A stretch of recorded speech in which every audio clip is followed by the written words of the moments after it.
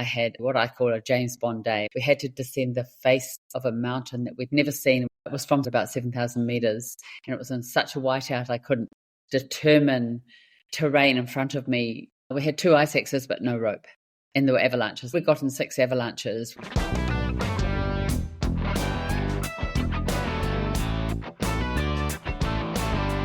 Kia ora, and welcome to The Tramping Life, a podcast about hiking in Aotearoa, New Zealand, or as we call it here, tramping. I'm Jonty, and in each episode I chat with people who share a passion for exploring this incredible country. We'll hear about the tracks they love, the huts they return to, the lessons they've learned, and what keeps them heading back into the bush.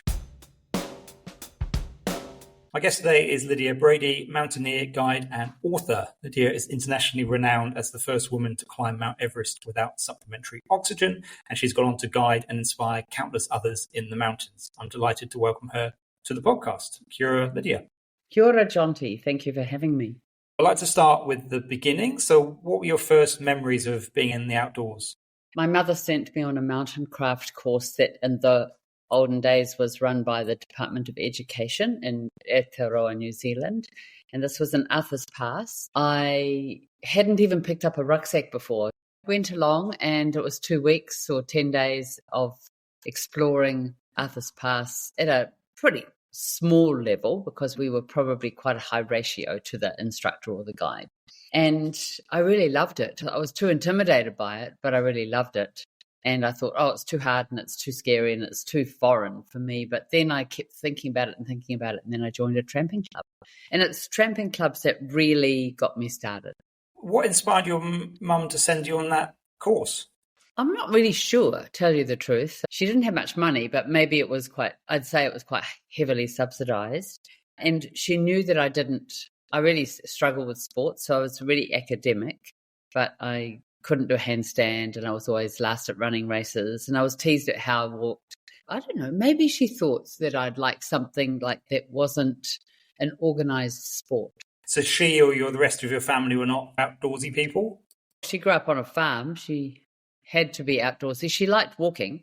She was a killer walker. She'd just go for walks. This is in Christchurch. You just go for walks, along from where we lived and up to the Port Hills and along the top and down the other side. Walking was what she did. Probably less so as a solo mother. And she used to bike to school because we didn't have a car, bike to school to work. She probably figured that a thing that had rules because of safety rather than rules because of rules would be up my alley more. And then do you remember some of your early trips with the tramping club? Absolutely. So I remember the trip that turned the corner from seeing where it would go. I was curious about where this tramping would take me, but I wouldn't have been able to articulate that like I was 14 or 15, something like that. Then I was on a 3-day trip, maybe it was Queen's birthday, in the Lewis Pass. And there was the Christchurch Tramping Club and the Peninsula Tramping Club, which was a much smaller one based out of Christchurch. And I was with the PTC and we were all camping in a valley. Day 2, it snowed and we did some socialising. And the valley was covered in snow. You don't get that very much. You know how beautiful the beech trees look with snow. They just are so beautiful. And then it cleared up. And the next day, one of the more experienced trampers, who is a mountaineer, he said, we can join the Christchurch Tramping Club. We can climb up to the top of the mountain range and then go along the top and then just drop down to where the car is. And I went, that sounds amazing. So let's go. And of course, it was hard. That was the moment.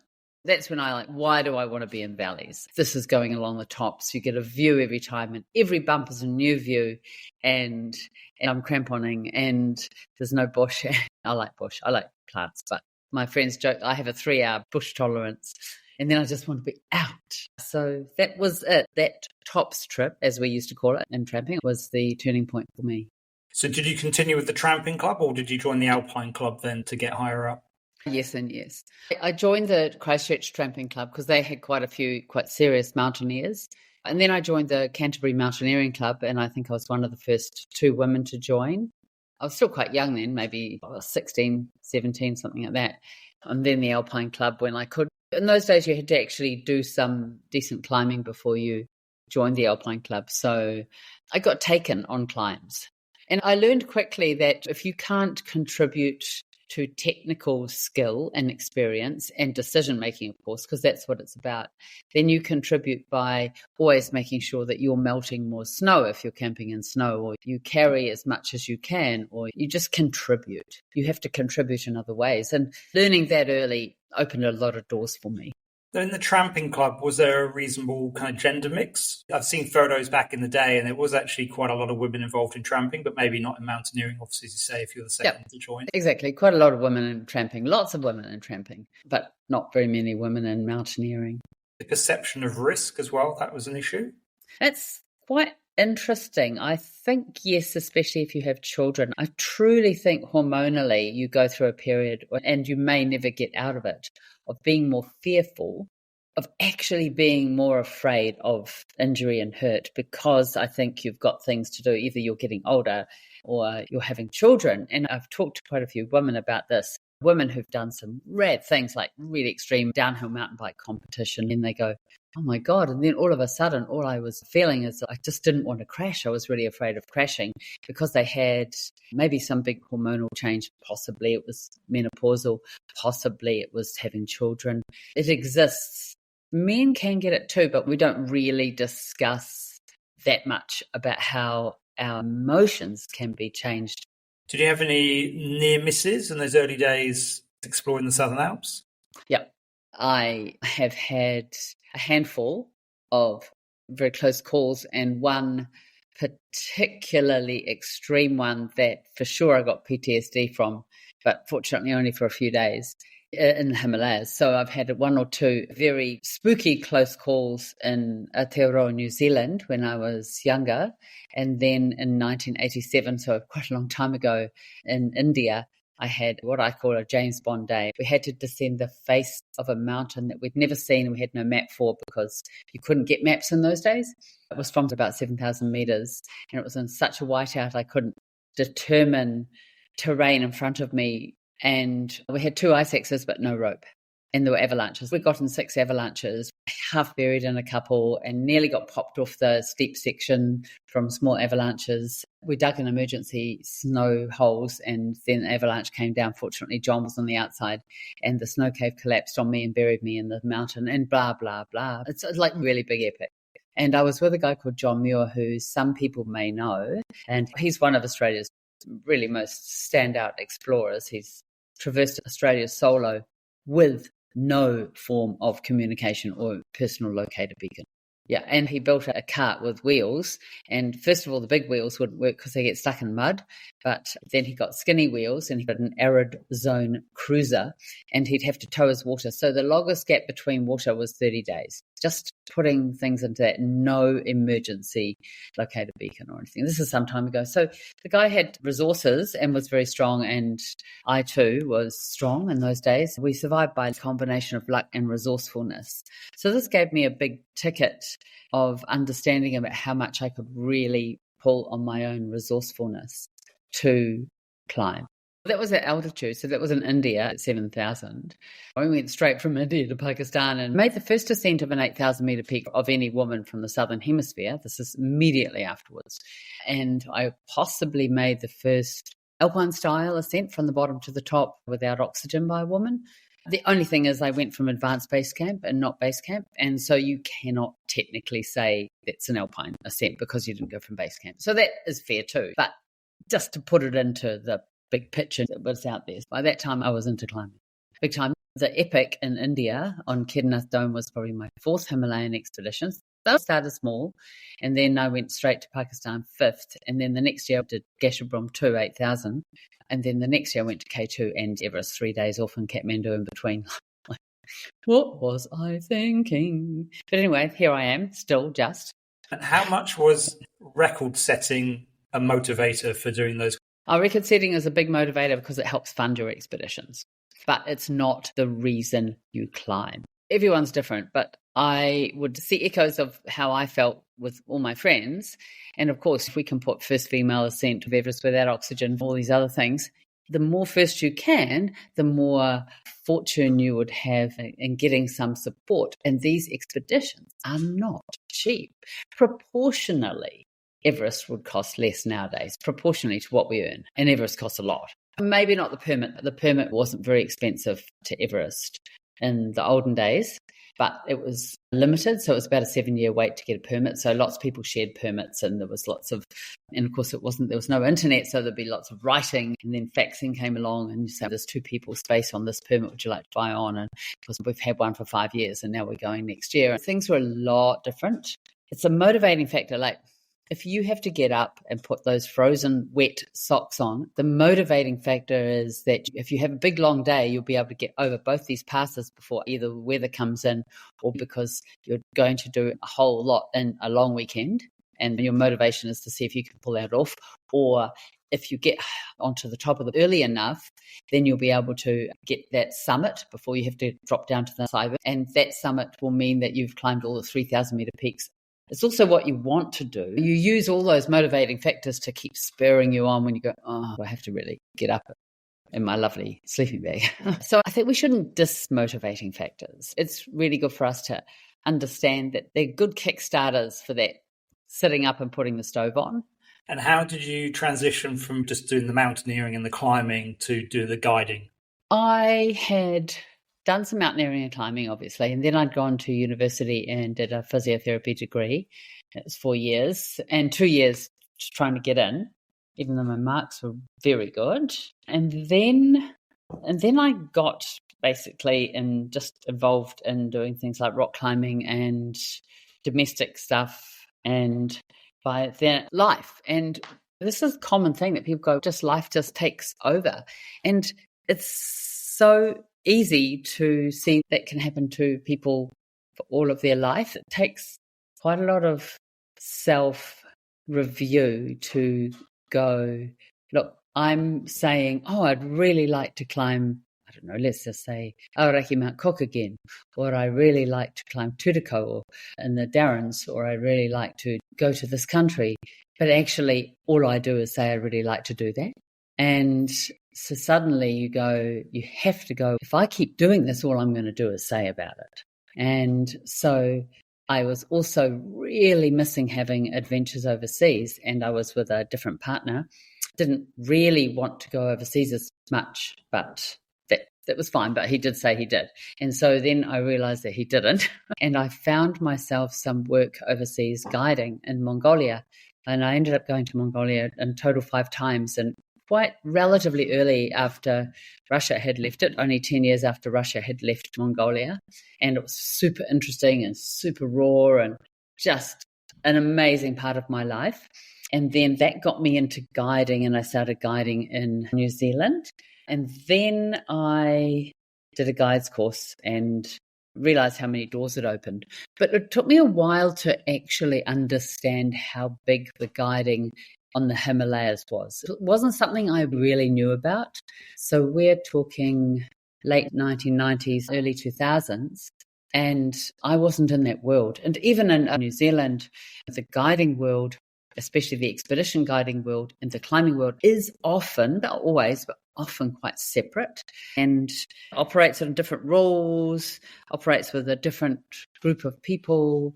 Even in the Himalayas, it's quite different, quite separated.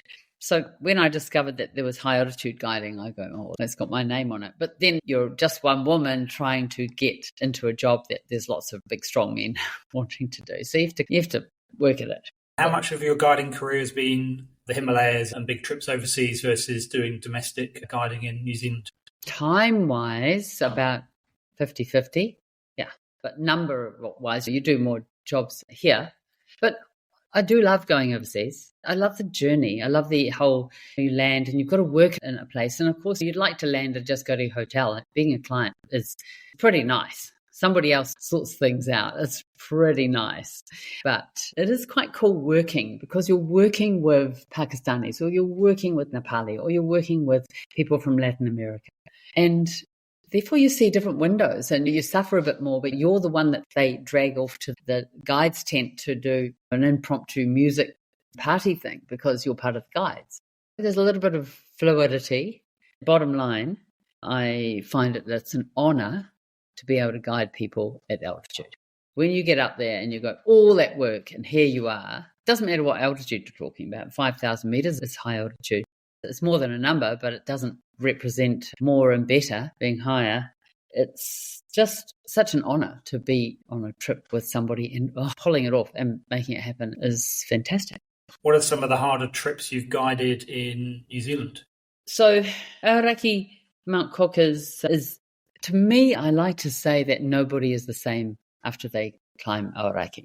We were really privileged a year and a half ago to spend some time with Aura Whenua, who are the caretakers of Aoraki Mount Cook, including, of course, Aoraki. And we spent 5 days together, some of the people from the marae and some mountaineers. And we're all different mountaineers. Some of us didn't even know each other that well. We just knew of each other. And we talked about cultural differences and values in the mountains. And it was really fantastic to be able to share that climbers had a really strong spiritual and cultural attachment to these mountains. And that's when I started verbalizing, and I realized this is what I really believe, that you change after you climb this mountain. It's hard. It's technically hard even by its easiest route. It's a really big day, and it's consequential. It's hugely consequential, meaning you don't trip up on your crampons, or you're going to kill at least yourself, if not two people. You don't knock rocks down, because you could cut your rope or you could hit somebody else if there's other people on the route. The ice cliffs can fall on top of you at different times. So I'm just making it real. But it's so beautiful. It's so dramatic. It's such an amazing mountain. You see the whole curve of Katere o Te Moana, the spine of the ocean going up northeast and southwest of you, and the ocean on both sides. It's phenomenal. And in your decades climbing it, have you seen the impact of climate change?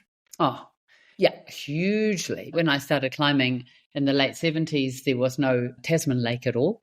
And especially on a tete aspiring, that's jaw-dropping, because it always has looked to us as if the Bonner Glacier is really fat and very deep. And now all of us realize that actually it was quite a fat, but now disappearing veneer over a big rounded rock and the structure. So there used to be a sort of a gully, if you like, which afforded you an easy passage from Colin Todd Hut, which is quite high on the Shipowner Ridge near the west coast, underneath Tititima, aspiring up and then down towards French Ridge. And now this is where the glacier is going to separate. So you have to totally avoid the gutter, which was just walk in the gutter. It's a compression zone. There's no crevasses. Let's just go. And now it's something that you might struggle to get through, except in extremely early season after a good snowfall. I guess it's making things more difficult. Yeah, it's making access more difficult. And I think on average, I would say, and I'm totally happy to be corrected, but I think most people would agree that on average, it's going to make access more difficult for a very long time, because we have a lot of rotten rock. And of course, there's bits of bedrock, if you like, that's not quite so bad in places. So the glacier falls away, and it's been rumbling down on a whole bunch of ball bearings. Those ball bearings, i.e. moraine or loess, then left standing, and they will collapse down until they reach the angle of repose. And then, of course, how long does it take for cushion plants to colonate rock? Quite a long time. So we're at that point where the loss of the glacier is so rapid that we've still got very big gaping holes. We've got big glacial waterfall holes where there's just this bottomless pit right hard up against the moraine, for example, or a bit of bedrock. Eventually, the glacier will go down and disappear, and some of those rocks will fall down and things will become more stable. We're talking a few hundred years, and then access becomes a bit easier again, I presume, or maybe it never will. So there's that impacting the guiding, because clients need greater skills to do these trips. It used to be that we would climb Aoraki Mount Cook any time from late October, November to March. So the normal guiding route is up a glacier called the Linda Glacier, which in my youth I never went up. See, I used to call it the descent route, but it now gets cut off with crevasses much earlier on average. So if people want to climb Aoraki Mount Cook, they really need to be looking at a November, and if they're lucky, a December window. And what are some of your favourite alpine huts to stay in? Location, it's got to be Pioneer, because Pioneer is at the top of the Fox Glacier, and no matter how many times I say, oh, you go out, I'll cook dinner, I've got lots of sunset photos, I can't help myself. Then I'll just put dinner on hold and go out and take a photo, and then I come back, and then someone will say, oh, it's looking really good now. And it goes on for an hour and a half, and it's just ridiculous. But I have a lot of sunset photos from there. Sunsets into the ocean, and you're up on the glaciers.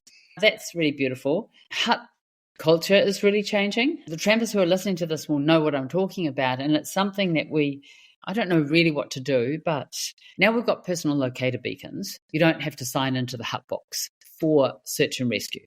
Traditionally, if someone was overdue or missing, the helicopter would stop at the hut. The person would run out of the helicopter, look at the hut book. They went up to do the ex-buttress on Lenafell Peak, 7th highest in New Zealand, or they were doing the North Shoulder on Tasman. But now, of course, you've got your PLB and your InReach and all these things. And now, of course, you're going to have your cell phone soon. So people don't sign into the hut books. And it's just like when I grew up, I was taught you don't leave a hut unless you sweep the floor and you put the benches up and you wipe the table down and you fill the firewood up if you're a tramper and so on and so forth. That culture is missing. I was just in Pioneer Hut recently, and there were these 5 really nice guys, but they're really filthy, and they refused to sign in the hut book. And the hut had been full for the last 2 or 3 weeks, but it was 3 weeks since anyone's put one name in the book, and they refused to sign the hut book. I may have misjudged them, but they may not have wanted to pay their hut fees. And anyway, the booking system is a really great system, but you still can have people turn up, and so you should. That's the whole idea. The hut is shelter from the storm. But the culture is really changing, and things are really filthy. People take their little gas canisters in, so they can't boil up a big pot and just clean everything really well and rinse it all off and have it nice and clean. So, you can pick up a plate and it's really greasy. And it's just somebody else will do it, or I don't care. And this nurturing of our environment reflects on how you look after yourself and how you look after the people that are around you, whether you love them or you don't even love them, but they're just your neighbor. Or it's really sad because we're going to lose all our huts, because if no one pays any fees and no one looks after them, they deteriorate very quickly. To finish up with, what's on your bucket list for New Zealand? So now I've got my legs a little bit more back from having a knee replacement. There's a couple of mountains down in Aspiring National Park that I've always wanted to climb, and I really want to climb Mount Elba, but I do have to go with someone who's a reasonably competent climber, and it would require carrying a reasonable amount because you cannot fly into the bottom of it. Mount Elba's up the Wilkin. Late in the season, I think it becomes a bit more problematic. So I may be away early this season and not have a chance. So there's another season that goes by. The thing with climbing versus tramping is that you cannot climb everything all the time, but you can tramp a lot of it. And so it's much more conditions dependent. And the conditions for me, I need better conditions, say a bit more snow cover that's frozen.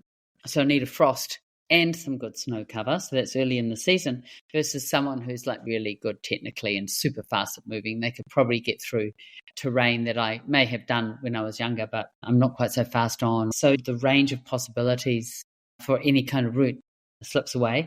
I'd like to do a few more top strips, and that hopefully will continue till I'm a little bit older as well. I'd really like to just say one thing that before we close, and that's that nature is really beneficial for all of us. And I think that it doesn't matter how you experience it, but we know that physiologically, just being in rough terrain stimulates parts of your brain that aren't completely unstimulated when you are living in a built environment. So you make your brain more robust, and it's really beautiful, and you won't protect the world unless you know what that world is that you want to protect. It nurtures us and it teaches us to make decisions, and then makes our lives a whole lot richer. Thank you so much for listening to The Tramping Life. If you've enjoyed today's episode, please follow the podcast in whatever app you use. Tell a friend about it and consider leaving a rating or a review. It really helps more people discover the show. If you have any questions or feedback, I'd love to hear from you. Drop me an email at thetrampinglife, one word, @gmail.com.